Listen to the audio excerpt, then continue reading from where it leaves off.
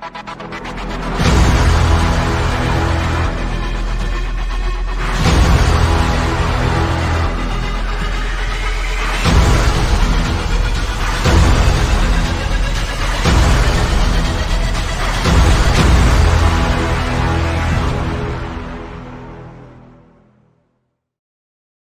everyone, welcome to another episode of Blockchain Chronicles. This time I am super excited to have Alex STRZ because I can't pronounce his surname, but that also is his social handle as well if anyone wants to connect with him. Welcome, Alex. Hey, thanks, Theo. Thanks for having me on. Thanks for coming on, bro. So tell me, man, before we get into how we connected and all the rest of it, because it's a pretty interesting story. Tell me, what's your come up story in terms of, what makes you, what's your journey looked like so far in business and blockchain in general? Sure. So, everything kind of started for me when I went to college. I was very confused. I had no idea what I wanted to do. So I did what I think everybody does, which is I started studying like poli-sci and philosophy and bullshit like that, which, it's not going to get you it's not going to get you a job. I'm sorry, like English lit and philosophy, poli-sci, like it's tough. So I went to GW back in 2009. I dropped out after my sophomore year. I think I still have some student debt actually, which is kind of funny, which shows, it shows like the system's messed up, like it's not good. And I was really lucky to meet some people that got into Bitcoin really early. And unfortunately, I wasn't one of those people, but I was one of the people that they were like shilling it to. I'm using shill in a good way. And it took me a few years to get around to the entire concept. Actually, I remember back in 2013, after my friends have been like really telling me like, dude, this is going to take off. You should get in. I remember asking my dad, because my dad, he's a pretty good financial mind. And I remember asking him back in 2013, I'm like, hey, so like, I've been hearing a lot about Bitcoin, so maybe I should get into Bitcoin. And he's like, it's not going to last. I'm like, all right, Dad, thanks. And so I try and bring that up as often as I can, especially since I got my dad into Bitcoin now. So I'm like, so you like it? So now you like it, right? Yeah, so I was kind of confused, didn't know what I wanted to do. And when I found crypto back in like when I actually got into it and I started doing my own research and actually I knew I wanted to be a part of the space. That was like 2015. So it's still relatively early, especially compared to people coming in now, but not as early as it could be. So got into Bitcoin, got into ETH a bit later. I was making like less than $300 back in those days, like per month, and I was sharing this tiny apartment, 15 square meters with my girlfriend at the time. So like we were broke, like we were super broke. Were you in the States at that time, or were you back? No, I came back to Poland. Yeah, I moved back to Poland like in summer of 2011, right after my sophomore year. Yeah, and I was just like, nah, I'm not going back there. The education, like the proportion of the education you get to the price tag you pay it's just so skewed. It's crazy. But that's just my opinion. Like obviously, if you want to be a doctor, like you got to get a degree. But like if you're just gonna dick around for like 4 years for an English lit degree, then there's just so many better things that you can be doing with that time and with that money. Make sure you're making really good connections, which I feel like you've done. So there was an upside there. Yeah. It's just like, it's crazy because I just met people that kind of introduced me to the concept, and it took me a few years to like really wrap my head around it. But yeah, it was pretty good. So back in I started just like investing and doing, stuff on my own. And like, if you can even call it investing, like depositing $20 in your, whatever account back then. Yeah. But I really got the hang of it quickly, I think. And I started doing stuff on the side, just like helping people set up wallets and stuff like that. And I was actually able to like start having people like pay me in crypto, or just like, pay me on the side. So I started a side hustle like that.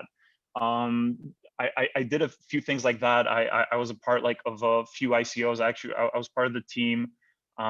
We did like a really big project for, unfortunately it didn't go through, but it was like a really early attempt at a security token, like back on it was on the verge of like 2017, 2018, which was like, it was really cool to get the experience back in those days, working in a team on a crypto project, which, especially in Warsaw, Poland, like who the fuck is going to be doing that, right? Exactly. Right So in the ICO boom as well, right? Yeah, exactly. But it's good for, like, it's obviously bad whenever there's a boom. It's very problematic because there's a lot of people that lose money, and like every time, like even if there's no ICOs, but we're in a bull cycle, you're still gonna get scams. Yeah, Like right. it's gonna happen every single. So blaming, just like, I know you're not, but blaming ICOs, or like, oh, ICOs are the worst. Like, no, they're not. Like, ICOs gave us Ethereum. Like Exactly. I will debate anyone who is anti-ETH. Like, I will love to debate anyone who's anti-ETH. So any Bitcoin maxi, I'd love to debate you. Like, I'm mostly into Bitcoin, but like, I know the space is big enough for more than one crypto. For sure. That's cool, man. So I did that, and then I get aside onto the exchange game. Yeah, nice. Now, aside from these friends of yours that you met, what overall got you into crypto?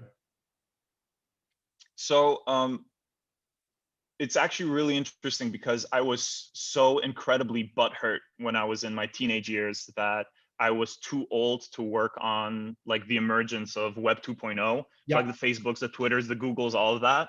Like, I remember reading like everything I could back in those days about it. And I was like, oh my God, this is so cool. But like, I'm 16 or 17 at the time. Like, what the hell am I going to do? And I remember telling myself when I was a teenager, the next thing that I believe will take off, I'm dropping everything and I'm working on it. Yeah. So when I started actually understanding Bitcoin, and I think I went down the rabbit hole the same way a lot of people do, which is, you start reading it like, oh, you can make some money in this. And then you start reading about it and what the technology is all about and what the vision is. And you start understanding just how broken the monetary system is. Yeah. And that's what got me into it. And then apart from the monetary system, you start looking at a lot of these other things that are broken, or there's a lack of transparency. And like, that's why one of the reasons that DeFi is taking off now, right? Because it's like a lot of the things that DeFi is doing, they're not new, but they're transparent and they're censorship resistant and they're immutable in so many ways. And obviously there's some bad actors, but like, I think DeFi in general is going to bring a lot of good in this space. So it's the more you go down the rabbit hole, like the more, you kind of get into all of this. And it's all revolves around the consumer, whether that was intended or not, which I'm sure it was. And I think that the reason why that the rocket fuel sort of effect has happened is the market always decides. So when it's best for the consumer, as long as it's delivered properly and you can sustain it, which, obviously a lot of people do jump off once they've made a bit of money, but the ones that are sustaining and executing and building something meaningful, it's always best when there's something of value for the market, right? And people can actually feel it. Of course. Absolutely. So you were saying, absolutely, like the market decides. It's that simple. So you were saying about after that ICO that you were involved in 2017, 2018, you moved on to some exchange work? Yeah. I worked for an exchange. I started working there as the business development director. I took over the marketing department after, and then probably like, I don't know, a few months after that, they promoted me to the COO. I was actually then we started expanding onto the US market. So I was also the CEO of the US subsidiary. Like we did a lot of cool things. Sorry? The compliance in the US. It's so bad. It's so bad. I mean, but a lot of the regulatory frameworks that are being developed or were developed back in those days, because this is, we're talking 3 years ago, like there's a lot of good faith, but there's so many issues. There's just so many issues. And obviously like the US is very problematic.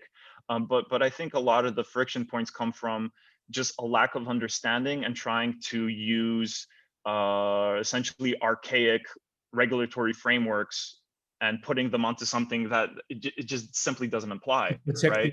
So yeah, it's that. And it's just, it's either, I mean, it's obviously, like you have some sci-fi movies or something where I don't know, some debris hits a spaceship, and obviously like they're not going to deconstruct the spaceship and build a new one. They're just going to patch the hole. Like they're going to get some duct tape, put it on, like problem solved. And a lot of these like regulatory frameworks with crypto, they work that way. So it's like, so we have 80% of it, so let's just like patch it here and here, and like we're done. Like we can go home. Let's break for lunch, right? Yeah. So oh man, that's awesome. I love that analogy. So what got you to move on from there, man? Where'd you move on to after that? so I was kind of burnt out after exchanges. I still believe there's a lot of good work to be done in exchanges. And actually, I was very skeptical about exchanges until like 2 months ago or like a month ago. But I still believe there's a lot of consolidation that's gonna happen in this space, and it's already happening. It's been happening for the last few years. But I I think that running an exchange now is incredibly difficult. Not that anyone shouldn't do it. Like FTX showed that like you can be a new player in the space and you can absolutely kick ass. I love all the work they're doing, and they're an absolutely amazing company. But I was kind of burnt out after all that, and you know, we didn't achieve the success that we wanted, and we were doing really well, and then it just kind of, you know, the regular startup kind of fiasco story where, you know, some of the founders aren't as involved as they should be. That's why I'm not even saying the name of the exchange, or they just stop showing up, or, you know, it's just like we employed like 120 people. Wow. Like in our peak, like we were a big company, like we were a really big company. So yeah, it's kind of sad how that ended up. So I left midpoint of last year, more or less. I kind of took some time to like really reevaluate why I'm in this space and what I want to be doing. And I came to the conclusion that I really want to help companies get funded. And I think that funding in crypto is incredibly problematic at this point. It's very similar to actually the point that we just raised with regulators, where you have a lot of investors, whether they're angels or they're VC funds, and they don't really know how to evaluate a startup, or like don't even get me started on a DAO, right? Like what are you, like, where are you incorporated? Discord, like how does that work? So I really wanted to focus on that pain point in crypto, because I really believe that we're gonna see like dozens of unicorns in the next few years that are like crypto, fintech, blockchain, Bitcoin, and just in those fields. So I wanted to focus on developing a platform that essentially creates the largest decentralized venture capital fund for crypto, fintech, and Bitcoin startups. So it's called Angel Block, and we're in development. We're like, I finished our seed round with amazing investors at the end of last year. So we've been in development ever since. And yeah, we're, you know, getting like all the legal and regulatory bullshit, getting that out of the way for the last 8 months. But it's going really well. That's amazing, man. I'd like to keep me posted about that and see if we can tip some cash in. Absolutely, man. Awesome. Would love to. So tell me, we've got something in common in terms of Gary V. Aside from the fact that we own Vfriends, I've been following him for five and a half years now. He changed the way I operate in business. He changed the type of leader that I am. Probably changed the type of human that I am. I've got to meet him before, and like I didn't have any questions because I listened to his content so much. So I just spent like 5 minutes just thanking him and just having an awesome chat. But you went a little bit further than that. So tell me, what got you into Vfriends, and tell us the story behind what you ended up doing after the drop and what you're doing at the moment in the community, which is an awesome community. Sure. Yeah. Oh, community is so great. Yeah. So my story with Gary V started it's really crazy, because I think he had a large part in me getting into crypto the way I got into crypto. I think I first heard Gary V in like 2014, and like that was the high point, I think, of like my victim mentality, right? And I remember Gary V's talk. I think he was somewhere in Texas, like, I don't know, Dallas or Austin, someplace. And I remember this one kid like asking Gary a question on stage, and he was talking about the cannabis industry and how Colorado they legalized recreational cannabis, and he wants to like, and I really want to work in the cannabis industry, but the regulations in Texas, they're not as progressive as in Colorado. And then just Gary Vee like cut him off and said, then move to Denver, bitch. I was like, I was so taken aback. I was just like, it's not so easy. How could he say that? And I remember that was my first impression of Gary Vee. And then I, like, just like a typical little bitch. And I came back to his content a few months later and I was like, oh, okay. Like he made me audit all of my own shit. And like once you get like once you get past like the first kind of autoimmune response reaction your organism has to Gary Vaynerchuk, like he can bring so much positive stuff into your life. Like he makes you audit your own shit, get out of your victim mentality, and just like if you want to do it, but like stop saying like I'm gonna do it tomorrow or whatever. So I that's how I got into Gary. So I'm not an NFT guy by any means. Like I'm slowly becoming one, but like as a side note, I think like art and music are probably the worst use cases for NFTs right now. Like they're not bad, but they're like I love what Gary Vee is doing, because like as a non-crypto guy, like I know Gary Vee has crypto, but as a non-crypto guy, he pushed the envelope further and faster for NFTs than most projects did in the last few years. So like obviously the underlying utility value of some tokens and how they differ, and with each token being a 3-year admission ticket to the conference that he's building, like I just think that's so cool. Like it's such a cool use case. So when Gary Vee, like when he started drawing the Vfriends before it was announced, I'm like, oh, this guy's making NFTs. This guy's making, but like I thought he's just gonna like draw some stuff, put it out, and it's gonna be like, guys, I made an NFT. And obviously, like when the details came out, I was so excited because it was so much more than that.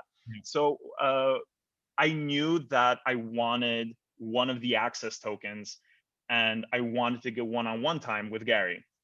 Talk business, but also just kind of show my appreciation for what he's brought into my life. And when I started doing research on all of the tokens and read about the mentor meeting Mongoose, I'm like, okay, this is what I'm getting. Like, yeah, 2-hour meetings with Gary Vee, like that's what I'm all about. Talk business and just like have a jam session. That's so fucking cool. Like we got to get this done. So I started looking into the Dutch auction specifications and what the potential price ceilings and price floors could be. And when it was announced that it's going to be like 80 ETH, the price ceiling for the access tokens, I'm like, well, I got to move some funds around. I got to get 80 ETH. And I remember because I actually came kind of late to the Vfriends bonanza and the Discord and everything.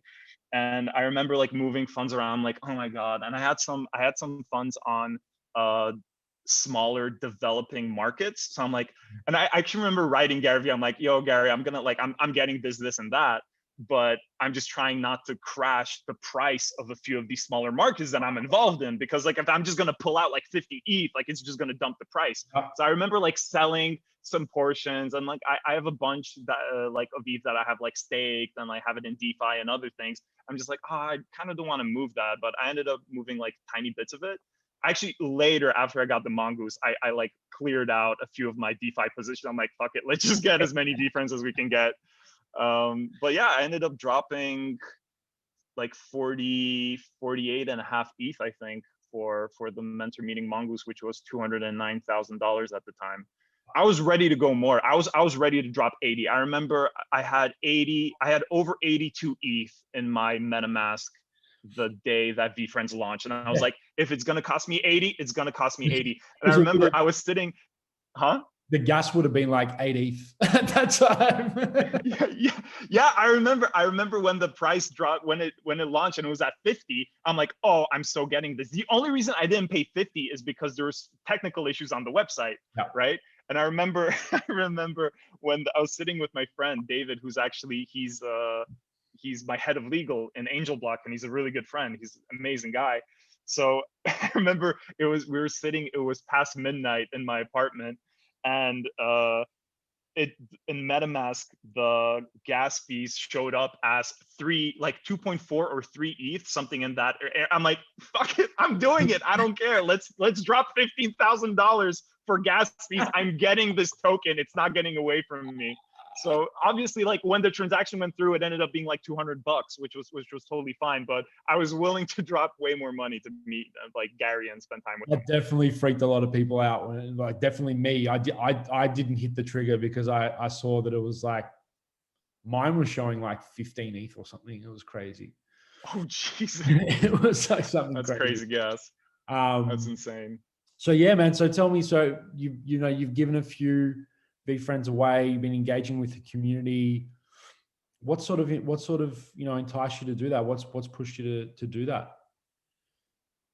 I actually don't really know. Like I can be kind of impulsive that way sometimes. It actually started, I remember buying a rare Vfriend for someone. And it's not like somebody asked me to do it, right? It's not like someone was harassing me like, hey, so I saw you spent like, over 200K on a Vfriend, like, could you help me out? It wasn't anything like that. I remember just being part of the Discord. And the Discord, if anyone that's watching this isn't on the Vfriends Discord, I highly encourage you to join. It's an amazing community, some amazing people I've already met there. And I remember listening in on the Q&A session that the moderators were having in Discord. And it's just basically people like, hey, I'm having trouble with my MetaMask. How do I do this and that? Because there's a lot of non-crypto people buying Vfriends. And there's just one guy with his hand raised in Discord. And he just came up there and he's like, yeah, I didn't get a Vfriend. He was like waiting 20 minutes, right? Just to say that I just really want to say that this community is amazing and I've learned so much. And, hopefully maybe one day I'll be able to get a Vfriend. I'm just like, nah, man, we're making this happen. Right. So I just DM'd him. I'm like, bro, what's your ETH public address? And I just went, I got like a rare. I didn't wait for the price to drop or anything. I'm just like, no, we're like, I don't have time. Let's make this happen. So I did that. Awesome guy. He was very grateful. It's like, obviously that's not why I'm doing it, but he was just really happy to be a part of it. And I was just happy to help. And then I found out that a lot of the moderators, which are spending like 20-hour days on Discord, just helping people out, that a lot of them, because they're a bit younger, some of them are in college, like I remember what it's like being in college. Like I had to make decisions like, do I want to eat dinner or do I want to have breakfast tomorrow, right? So like those are the decisions you have to make when you're in college, right? So when I found out there's a bunch of moderators that aren't able to get Vfriends, I got a few moderators Vfriends. And just started helping people out in the community. Towards the end, there was like people like, hey, doing any more giveaways? I'm like, no, man. Like I gave away like 6 or 7 tokens. I'm not Gary V. Huh? I'm not Gary V. yeah.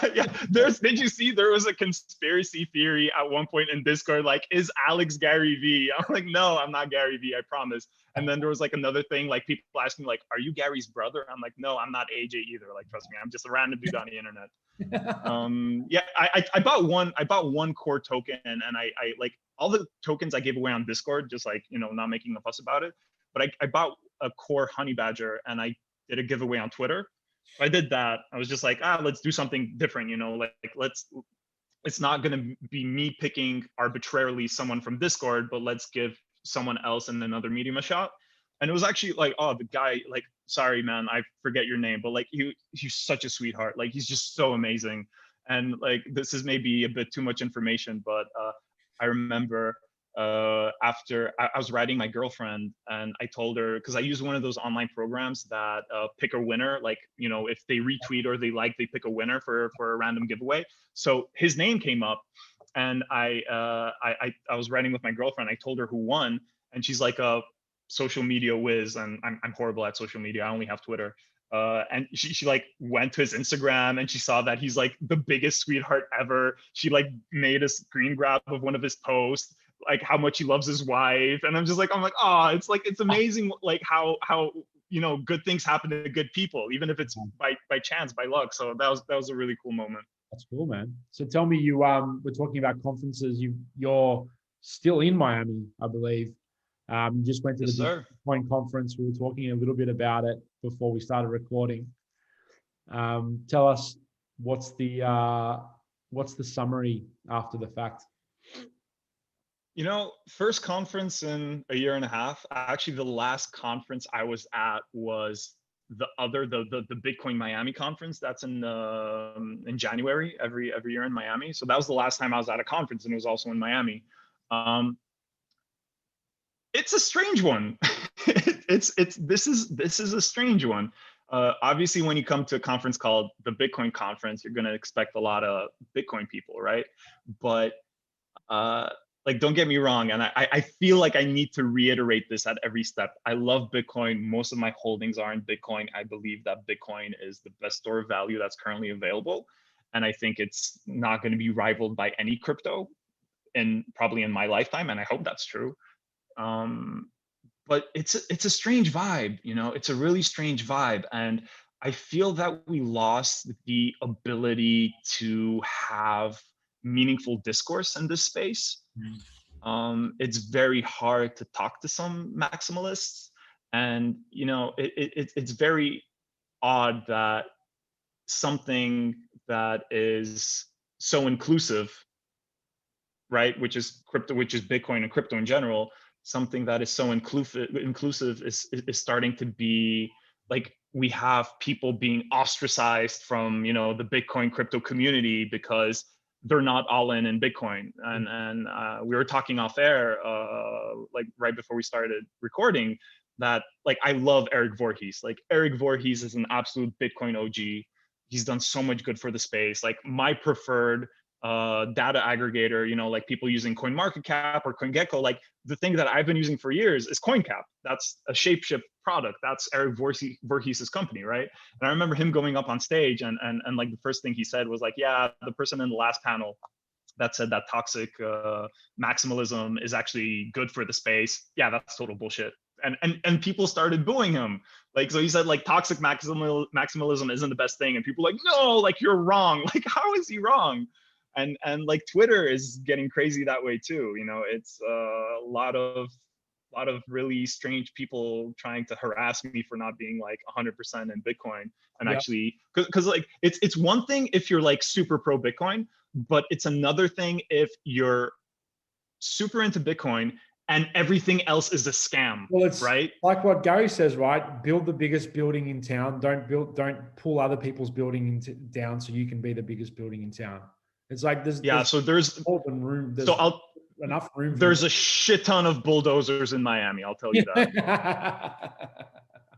I was expecting that. I was definitely expecting that. And look, it's, you know, there's definitely a lot of desperation, a lot of people that are highly leveraged, a lot of people that, you know, literally their livelihood is literally dependent on how this goes. So there's a lot of emotion in it, and sometimes probably it's unhealthy, but definitely I think, you know, as it matures, or my hope is, I'm pretty optimistic, but as it matures, people understand that there are different needs that need to be satisfied. It's like the web bubble, right? You were talking about 2.0, but if we talk about web 1, you know, Amazon was around then, right? And it hasn't taken, well, it's almost taken everything, but it hasn't taken everything. There are millions of businesses in the world that are doing just fine. So I think that people need to look at that and make comps around, even if you look at, you know, hubs outside of Silicon Valley that are doing just fine from a tech perspective. It's,